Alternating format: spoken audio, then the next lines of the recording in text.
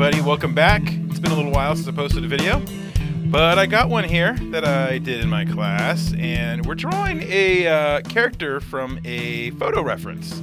So I thought it might be fun here to post, and I am recording the audio after, so I'm speeding it up. So we're going to go at like 200% for the first sketch, and then I'll speed it up even further when I'm doing like my black cleaner line, just because, you know, if you're drawing along, I don't think you really need to follow along exactly on my lines. I think you would follow along on your lines. So here we go, starting with my kind of gesture kind of thing going on here, and you know, going and then mixing in shapes, right? And mixing in, starting to get the shape of the muscles and everything, but really trying to capture that pose. I really liked like the twist in her body, the way the chest was kind of facing up, and then everything was, it was just a kind of a nice pose. And then she had that little hand out, which is perfect to add magic to or something. It just screamed sorceress to me. So actually when I do these in class and I do them live, I have the students kind of pick what kind of character, and you know, and then I'll find a pose that I think will work for it or something. So yeah, they picked a sorceress, and you know, people come up with ideas, we throw out options, we vote. It's very democratic, and there we go. So here we are. Okay, got my initial kind of sketch here, the initial gesture. So then I'm just checking the leg length, making sure it's going to work for me and that it looks close enough to what the photo has. And it's not, again, it's not important that it's exact, right? I'm just trying to get it close, get it good. So now I'm just going to go refine some shapes a little more, some of the muscles and some of the details. And just make sure I've got things. Right now that I got the basic structure down, I want to feel out things like where the chest is, where the rib cage is, and that sort of thing. And make sure I've got a good thing going, you know, before we bother adding details to it. And again, this is trying to draw like everything at the same rate, right, which I'm always talking about. So I don't want to get caught up in the details right now of the clothes or the face or anything. I just want to make sure the body looks good, and I'm satisfied with it, and I've got enough of resemblance as much as I want to the photo reference, right? You can use as much of the photo reference as you want to, and take and leave what you want, right? It's your drawing. So here we go, moving down to the legs, away from the hips and the waist up there. Let's see here. Knee, shin, right? Trying to get that curve to the lower leg. The kind of slightly bows, right? Not that, you know, everybody, we're slightly bowed out, right? We're kind of all bow-legged to some degree, right? Some more than others, and you can really see, and that's what we think of as bow-legged. But the way the shin kind of curves gives that little kind of bow there. Okay, now trying to get the feet here. And I was pretty sure I was going to put like her in shoes, so I just kind of like left the toes as they are. All right, now back up to the arms. Trying to insinuate muscle, right? Get a little bit of that curve there on the outside and inside of the forearms. All right, now, a little thing of the fingers there. All right, in this arm, we can only see, obviously, like the forearm and the hand. But it's a cool hand. So, yeah, I find myself always stuck on the face, the hands, maybe the feet. Lots of turning of the paper there. Looking pretty fast at 200%. Looks a little manic, quite honestly, at 200%, but you know. Okay, so here we go. Getting into the face, the nitty-gritty.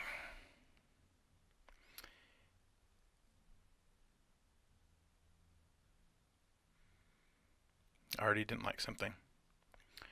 Okay, now this is like my least favorite angle to draw. I really need to just like draw like 100 faces from this angle, from like underneath, and just get confident at it. You know, it's that way that chin goes into the neck, and there's like definite planes there, but then they join together.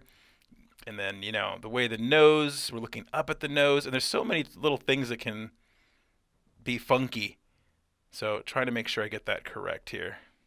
I was at this stage, I was pretty unsure, and I'm like, okay, this mouth is either going to make it or break it. And then let's see what happens here, if I can remember. I don't remember offhand. I did this a few weeks ago. And there we go, broke it. So, all right, try again.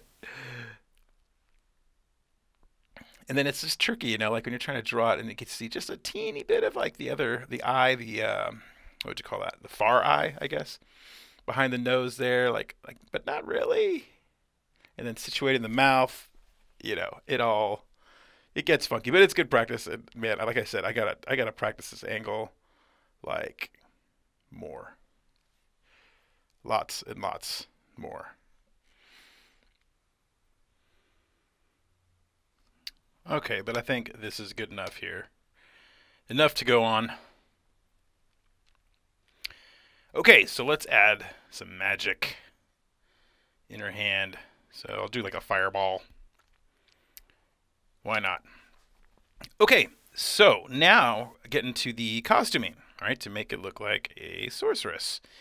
So I pulled from this picture I found online, and just, you know, saw that, so I can't speak, saw that kind of V-shaped top with the I don't even know what you call those, laces or whatever going across, and thought that was pretty typical, like medieval kind of thing. And I like the look of it. It's cool. So I used that a lot for the top here. Right, so getting some of those laces kind of roughed in. Trying to make it look a little bit like fabric there on the sides. And then I found this other kind of cool picture that I thought would be perfect for like a belt kind of thing.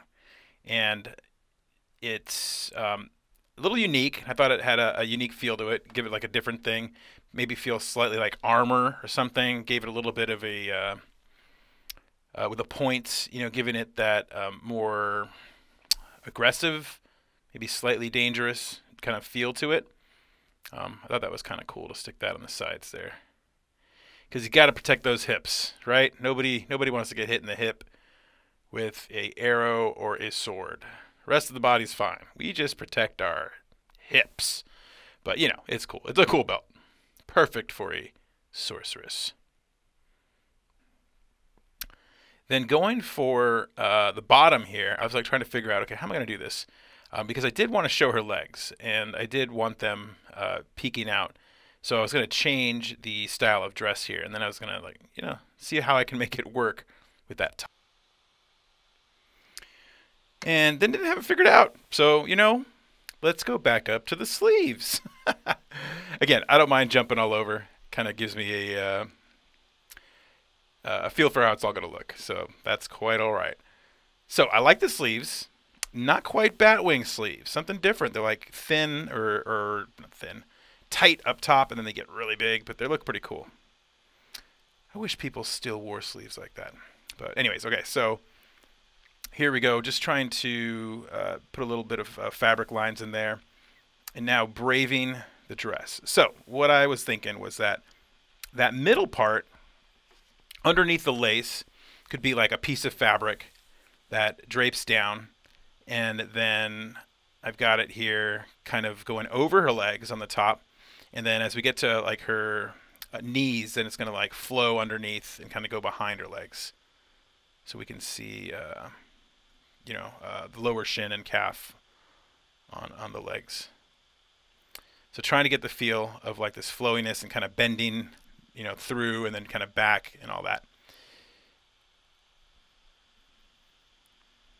Got some pipe folds down the bottom. I get a little detail on the knees there. Okay, and then I'm thinking the other parts, right, that go over that on the dress can kind of go out. Okay, so I had an idea here about the boots, and I was like, I was going to put boots on her the whole time I was thinking boots. But that changed. Okay, and for some reason, decided to go up and do the medallion right now. Why not? Do a medallion around her neck. and give it some little kind of daggery, pointy things on the side. Again, going for the sorceress, making her look a little dangerous kind of thing. Okay, thinking about all sorts of things, right? You can see me start to sketch out the collar, then back to the dress, and then here we go. I'm like, oh, you know what? That little sleeve needs to be flowier for some reason. But I was figuring there's like magic in the air, right? So it's flowy, and then this will be flowy down here, and so the side there is going to split off, right? And then it'll create that like slit where the legs can kind of fit through. Okay, here we go. And got to make it flowy with her making fire, magic's flowing, and then having it like the back of it right underneath or behind her legs. And then connect over to this side, which splits off on the other side, on our left side. And just kind of winging the folds here. You can always look up reference if you're not sure. I could have too, but again, I'm drawing live, so I didn't want to slow it down too much. I'm just adding a quick little shadow underneath just to help differentiate the back from the front. Okay, and then, you know, still thinking about those boots, but I had an idea. But yet, before that, let's go and give her a collar and hair, because that's looking pretty unfinished up there. So I was thinking about a collar, and I was thinking like, okay, maybe these like kind of spiky kind of things there, kind of pointing out,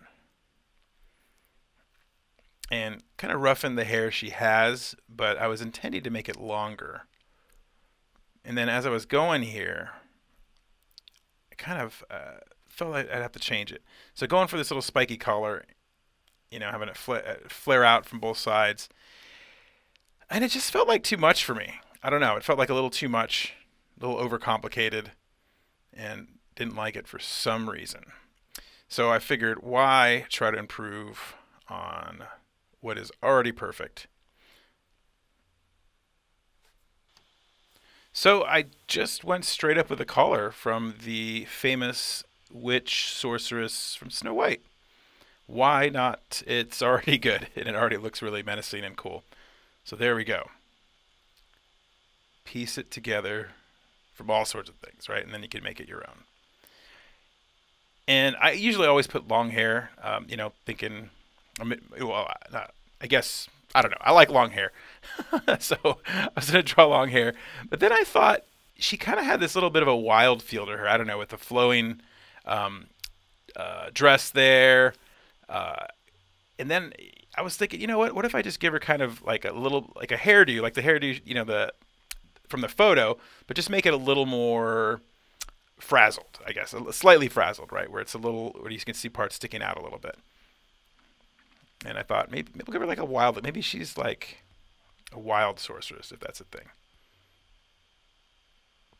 All right, so gonna hit the face a little bit there, make sure I got something I can live with on the nose, and didn't live with it.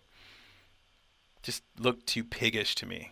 And that's a tough thing, I guess, for me when I'm drawing the nostrils from underneath. It always just has that kind of snouty feel, like a pig, and you can obviously see the nostrils, but you know, from that angle, but it's easy to overemphasize them.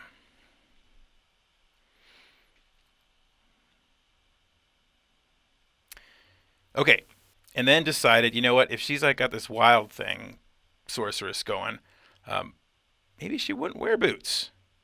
Maybe she would just be like barefoot kind of thing. And she kind of cobbled together her outfit from finding different things or whatever, and pieced together this kind of unique sorceress outfit, but kind of still lives in the woods and, I don't know what, forages for lunch, I don't know, that sort of thing. So there we go. Barefooted sorceress.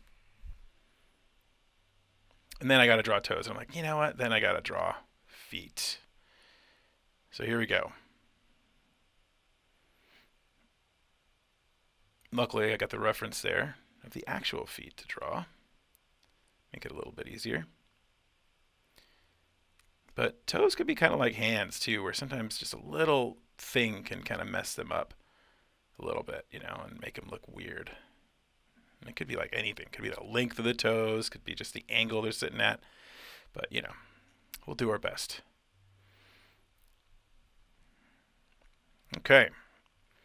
Just adding a few little details here. Defining things a little more, like the armor over there as it gets lost as I draw, you know, on top of it and draw the parts. But I think it's going in a good direction here. All right, and it's time to get my eraser and erase it so I can draw my details. All right, it's just a sketch, so I'm drawing right on top of it instead of using like a light table or anything like that. But here we go. All right, neglected the face too much on the initial sketch, so I better start with the face here, make sure it looks good. Because again, man, I'd hate to do everything else, love the way it looks, and then go for the face, and it just like, ugh, just ruins the whole thing.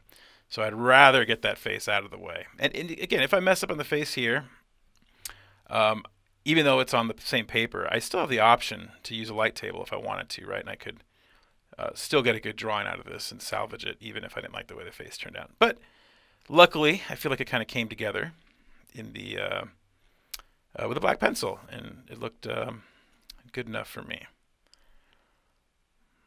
All right, getting some darker values in the hair there. Looking for spots to add some value, so we get some nice contrast with the white paper. That is always my goal. Get some contrast. Well, okay, I lied. It's not always my goal. But if I can and I want to make a decent drawing, I spend a little bit of time, right? More than a quick sketch.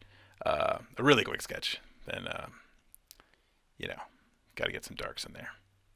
All right, now I did speed up all this detail work to like 400%. So I'm drawing 4 times as fast, right, in the video. So again, if you hopefully you're drawing along with me, and you know, you could pause as you need to, but never. Never. I guess in the perspective ones, I do want you to follow exactly the lines I do my perspective videos. But on a lot of these figure drawing videos and the face drawing videos, I think it's best if you draw your own, right? And you kind of use mine if you need to as reference or whatever, just kind of draw along with me. But use a reference more. I mean, it's better to kind of look at the reference, I think, more than the drawing, and just kind of look here and there and be like, oh, there's wrinkles there. I'll add my own wrinkles there. And then you kind of go on not feeling like you got to add the exact wrinkle, you know, that I added or anything like that. And then pausing as you need to, you know. So there we are. So adding some little spiral folds on the arm there.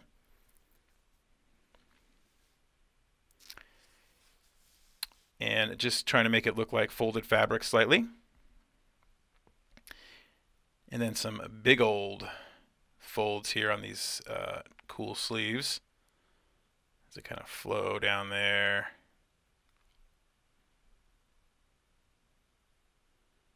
All right, then let's get the arm here. Get that little bone on the end of the radius and ulna. Kind of sticks out on the wrist before we get to the palm of the hand. And once again, get those, spend a little time on those fingers, make sure you get the fingers looking decent. I think we just see our hands, you know, faces and hands a lot.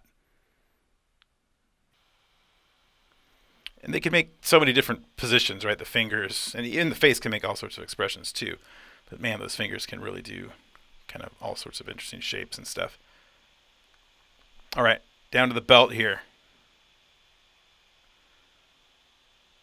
All right, I want to create these 2 kind of leather sides, and then the connected by this little metal ring. Actually, not too little, really, if it was a real person. Medium-sized. Let's call that a medium-sized ring. Not too big, not too small. Just right. All right, now trying to copy the belt here and give it some like little inlays or something. Give it some details, make it look special.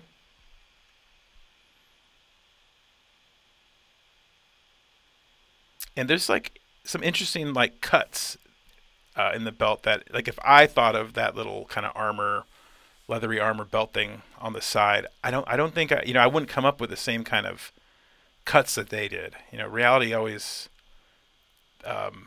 there's interesting details in reality, right, that are hard to come up with on your own as an artist.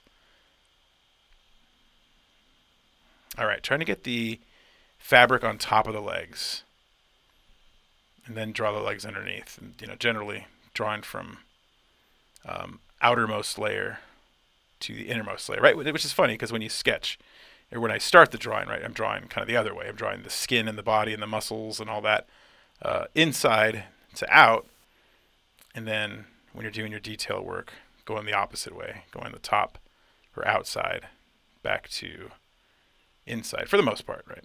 For the most part. Which obviously, like the fabric on the middle goes both, right? On the outside of the legs, or on the top of the legs, and then underneath the legs from this angle. So that's why I drew the top first, and then I kind of got the legs there, and then I'm going to go ahead and do the bottom part later. But first, let's get these feet. Make sure the toes look okay. A little bit of that knee detail there. And trying to add a little value on the inside and underneath so they look like it's curling underneath. All right, let's get to this side here. Trying to continue making it flowy. Throwing that value in behind it, behind the leg and behind on the underside of the dress to make it look like on a, further away, right? Like a different plane. All right, I think I'll do the same thing here to the sleeve. Just so we can differentiate like inside and outside kind of thing. All right, we're getting there here. We're getting there. All right, a few details. And the neglected fire hand. Here we go. All right, got the sleeve there first, right? That's on top. Then the arm, and then the other side of the sleeve. Kind of go in that order, right? Front to back. Okay, let's do these fingers.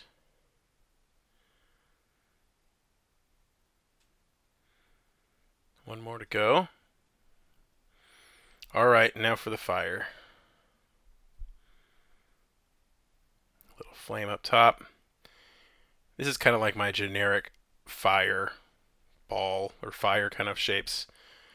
And look at this. I don't even know what happened here with this toe or these toes. I did everything else right on the legs and totally forgot the toes. But let's get some little nails on there, get the toes, a little shape to the foot. And then just going to add a little bit of value here on the skin just to kind of get a little bit of that definition that would be too strong. If I put lines there, it might be too strong for whatever style I'm drawing in. But yeah, let's just get a little value to define some of those muscles and stuff. And of course, if you add a little value to the skin, we got to kind of add a little value to the body and the dress and everything, just to give it some shape.